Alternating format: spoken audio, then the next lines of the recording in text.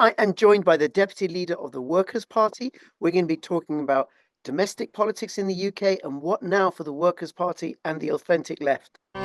Take the first step towards online privacy. Get NordVPN.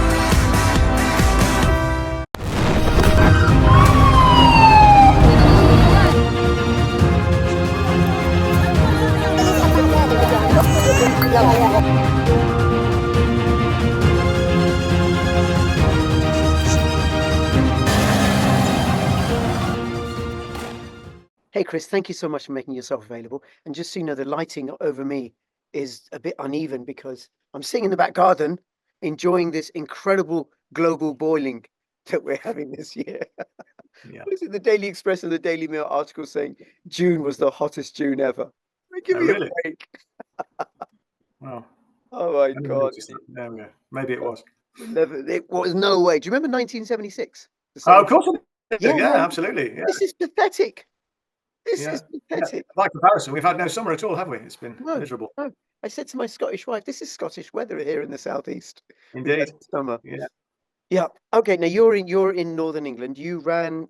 You're the deputy leader of the Workers' Party, and also you ran for Derby South. And I understand you came third. Do you want to just say a little bit about yourself and the Workers' Party, and then we can go into how that went and what's next and the domestic situation? Well, I joined the Workers' Party in 2023. I was elected as the deputy leader in December of last year.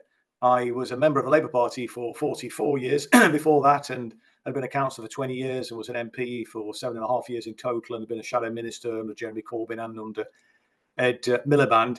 After the 2019 election, I was suspended on bogus charges of anti-Semitism, essentially because I was taking on the Israel lobby, calling out the bogus anti-Semitism scam, because that was being used as a pretext, really, to stop somebody who'd spent a long time, campaigning for Palestine, and was an anti-imperialist. This is, of course, Jeremy Corbyn, and it was about that, and plus the fact I was campaigning for democracy inside the Labour Party, and that was getting a lot of traction with members. So I was sort of public enemy number one, and I'd taken on one or two powerful enemies, including the security state, but I won't bother going into all the detail of that.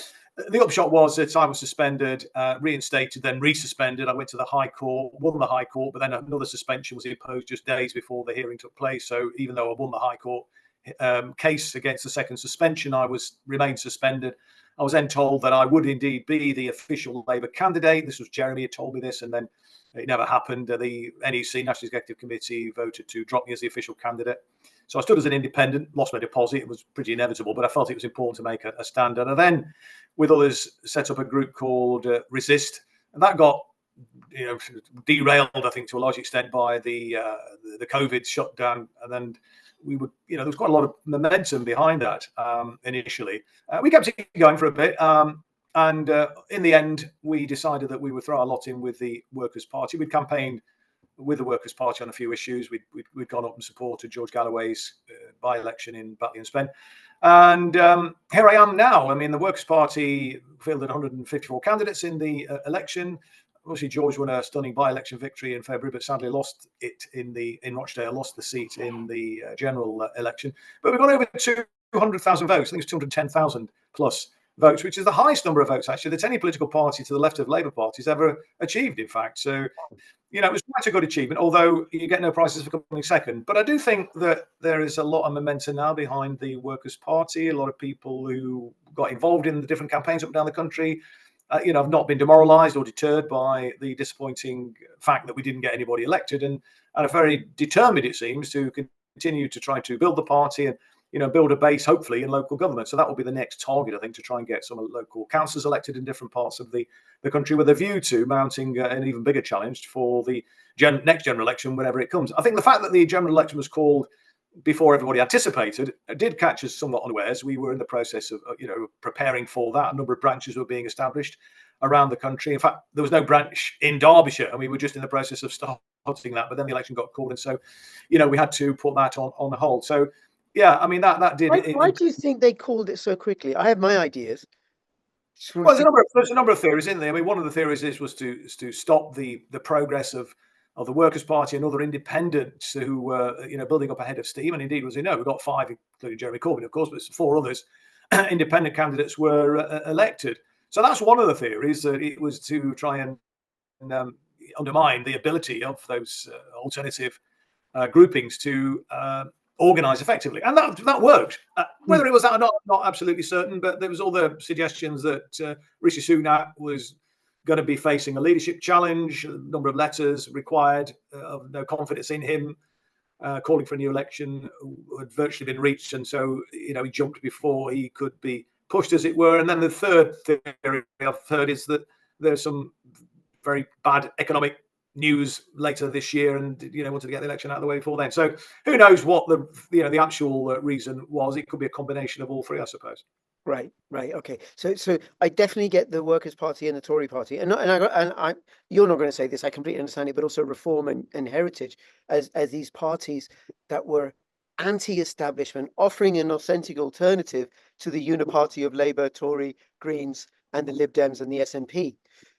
So, and I remember when Galloway got elected, and Sunak came out and gave an announcement out of number 10. It's like, what was some guy wins a by-election? This is not war. A guy won a by-election in some small northern town, right?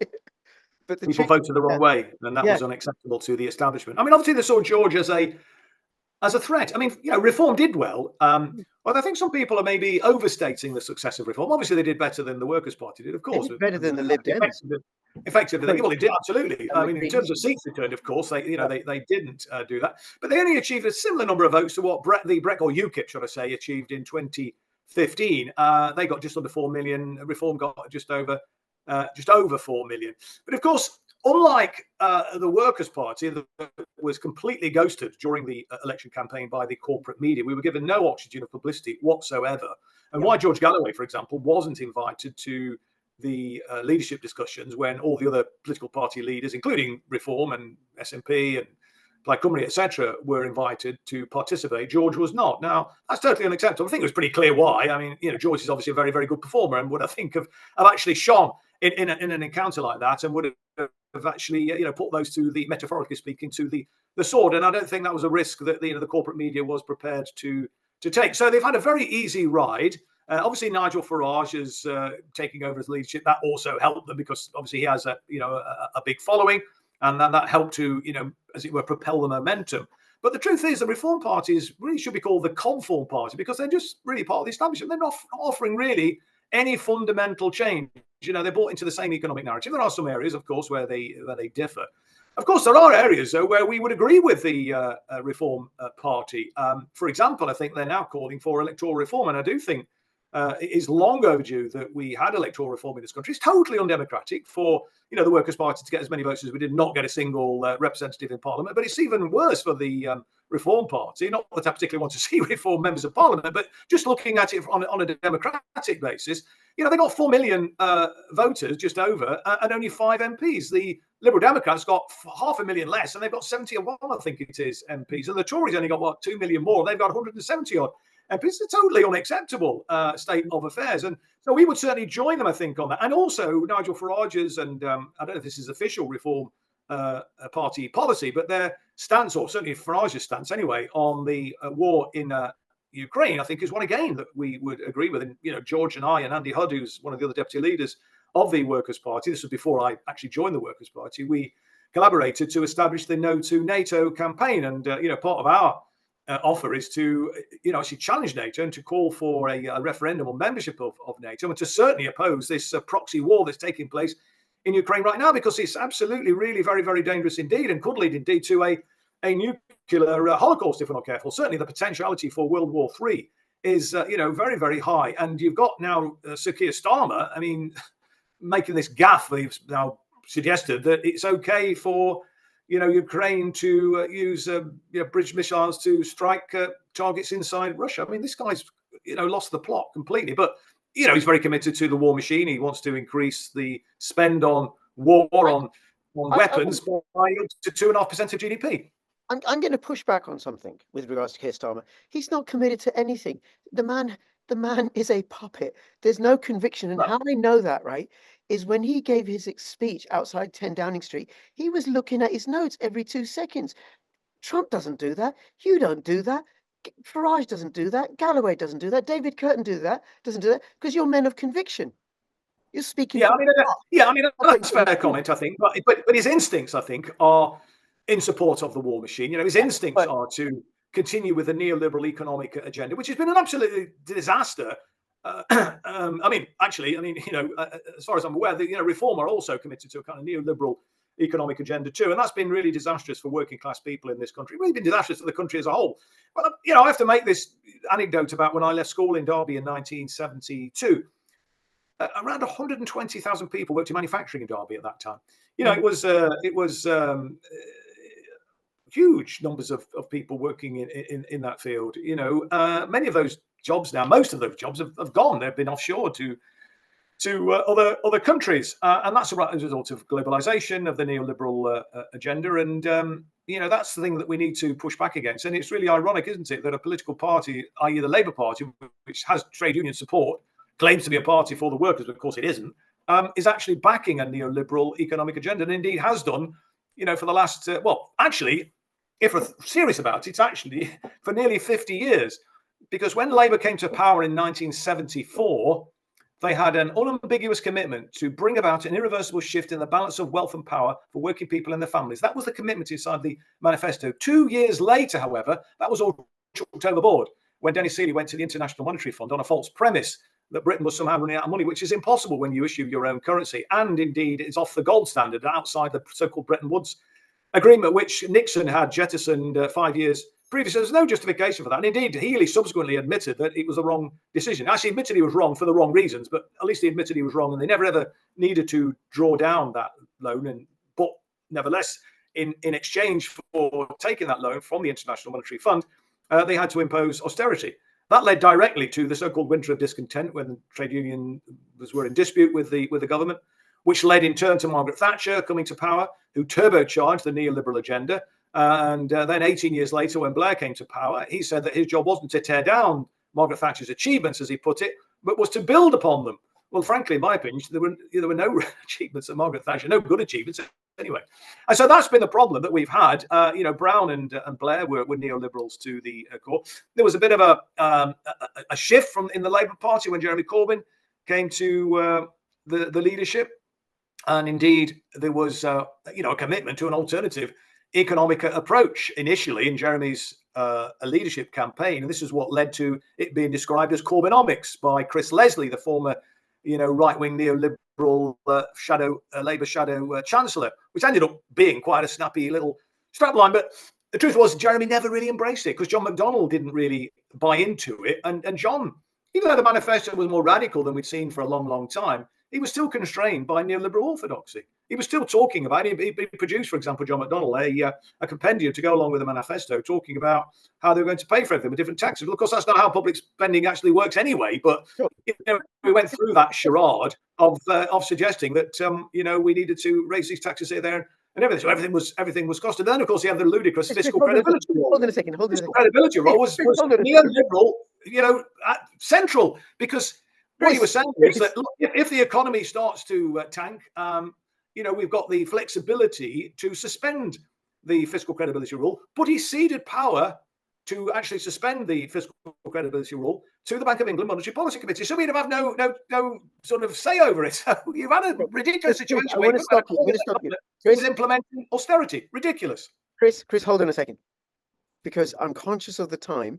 Okay, sure. I have another particular conversation with you. I've got two more questions for you, and then we're going to finish up right now. I apologize for interrupting you, right? That's fine. Oh, I finished that little rant anyway. But also, this is why you and I should do longer videos more regularly anyway, right? Two questions, bringing it back to the UK domestic scene. So how do you think it's going to play out under Starmer politically for people and Starmer's government? And then also, what is it that people can do who are opposed to what Starmer's the Labour Party are going to do, and they're not attracted by reform or heritage? So those two questions, and then we'll finish up. And then, because I want to have a separate conversation with you about war and what we can do to legally peace. Well, it's going to be very difficult because look, in many ways, I think Starmer is even worse than Rishi Sunak. He's an even bigger authoritarian, I think, than Sunak. They're going to follow the same economic agenda, as I've already been saying. West Streeting has made it clear that the National Health Service should no longer be seen, I'm paraphrasing, but this is more or less what he said, should no longer be seen as a public service department, but it's actually an economic development department. And basically what he's saying, what he means by that, is that it's going to be an even bigger cash cow for the corporate sector. Much of the National Health Service is already being privatized, and we'll see services provided with the NHS logo outside, but actually it's being delivered by the private sector. Of course, the private sector's fiduciary duty is to make a profit. That's their overriding priority, to make money. And public services, particularly health services, should not be about making profit. The first priority should be about absolutely public service. So that's the real problem. We've got a party that's committed to that whole disastrous economic agenda. We saw Rachel Reeves going out to the States to get her instructions from Wall Street prior to the election. So, nothing is going to change for the better, in my opinion. There'll be some tinkering at the edges, or try and give the impression that they're making changes. This is how the corporate media, of course, is spinning it. Of course, we've got a democracy in this country. Look, we've had a Conservative government for 14 years, and now we've got a Labour government in power. But the truth is, nothing changes.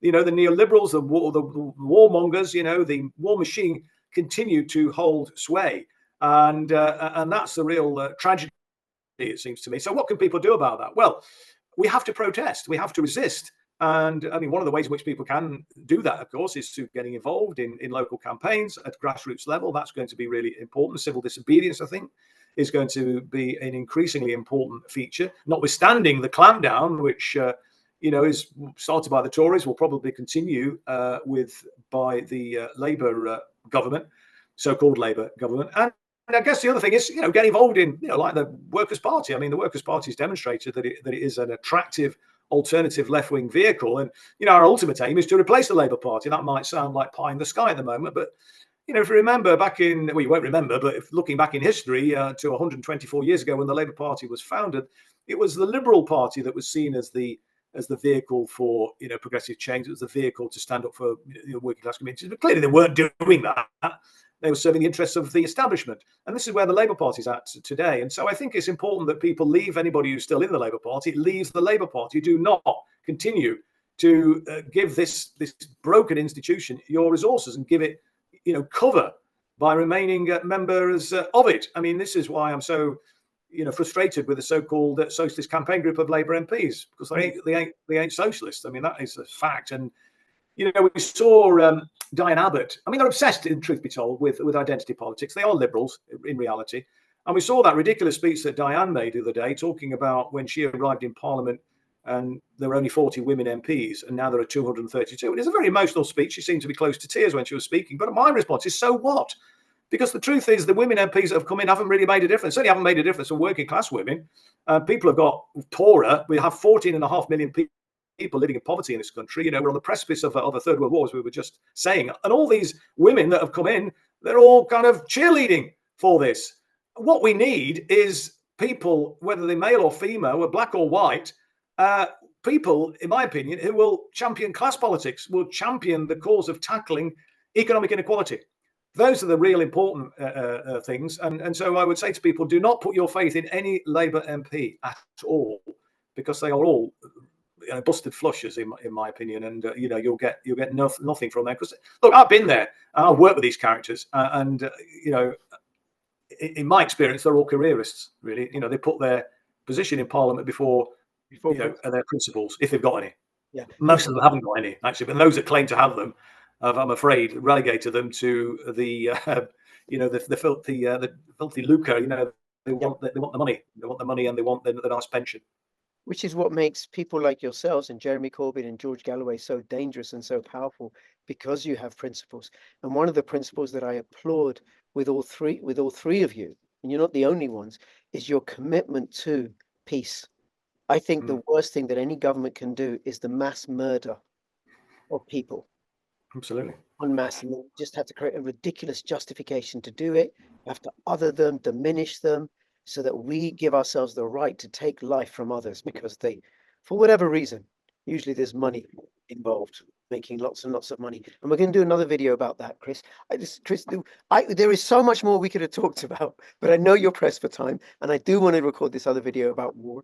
So I'll have all the links to the Workers' Party in the description below. And I would urge you, whether if the Workers' Party is not your bag, Heritage Party is not your bag, Reform's not your bag, get involved in some way in some protest movement that's about liberty and freedom and peace. Thank you so much, Chris. Speak to you No soon. worries. Thanks for inviting me.